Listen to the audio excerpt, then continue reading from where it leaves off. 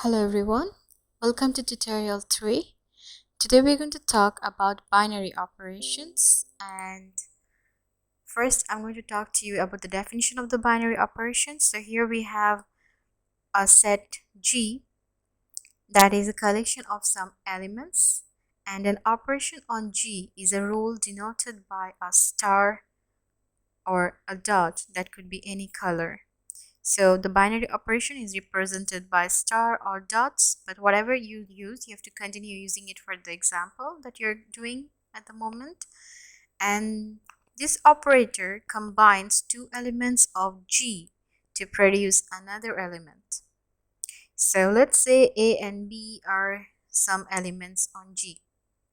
So if you have, or if you do a binary operation on them, you create an element. You create another element. Okay, what is G? What set is G? G could be a set of real numbers, natural numbers, integer numbers, or rational numbers. Now, what are real numbers? Real numbers are any numbers that you can see on the number line. Any numbers that you can think of: negative, positive, zero, fractional numbers, decimal numbers, but except for imaginary numbers. So real numbers does not include or you can say does not include imaginary numbers. So what are imaginary numbers? Something like root of -1. They are not included in real numbers. Now, what are natural numbers? They are positive counting whole numbers or integers, except for 0. So 0 is not included in natural numbers. There is no 0. Okay. What are integer numbers? So the real numbers is represented as R. The natural numbers is represented as a capital N. And now when we go to integers, they are represented as a capital Z. And the integers could be positive, negative, even 0. And they are whole numbers. Okay. Now rational numbers. Rational numbers are represented as Q.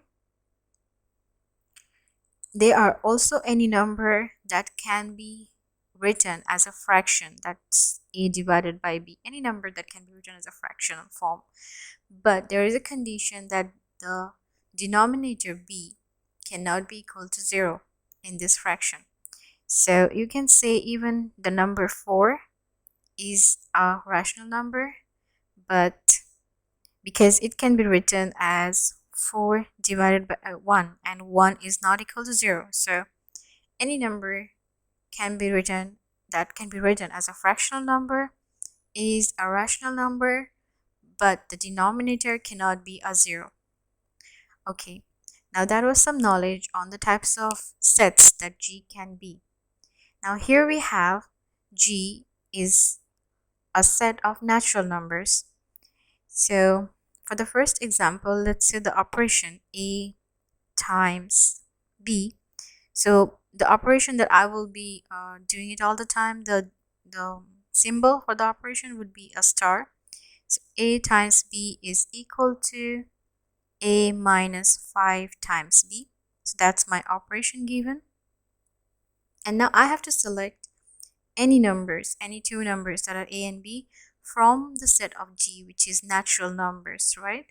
So again, what are natural numbers? Natural numbers are any numbers that are positive, excluding the 0, and they are integer numbers. So we can just take any numbers. Let's just say we take for A 7, and for B let's take 1. So when we put in the operation, we'll have here 7 for the A minus 5 times B, which is 1. And that will give us 7 minus 5, which is equal to 2. So that's the new element that we have. Now let's take another example.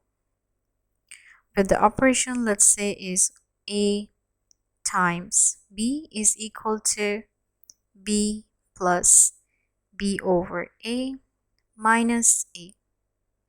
Okay, again, let us take two elements from the set of G, which are natural numbers. We could just take any numbers. So I'll just take for A now, let's say 2 times For b, let's take the number 4, and then we have b is 4 plus b is 4 divided by a is 2 minus a is 2, and that will give us 4 plus 4 divided by 2 is 2 minus 2, that's equal to 4. So that would be the answer. And then let's take a third example now, where the operation looks like this. So a star b is equal to b minus a to the power a divided by b. Now again, I'm taking any numbers from the natural numbers. So let's take a 2 and b is 1. So I'm just writing it right down so you know that what I took for a and what I took for b. Okay, so a is 2 here and b is 1. So b minus a would be 1 minus 2. And then we have a is 2 divided by 1. So here we'll have minus 1 to the power 2 divided by 1 is 2. And minus 1 square is minus 1 times minus 1, which is equal to 1. So that would be the answer to this operation here that's given to us.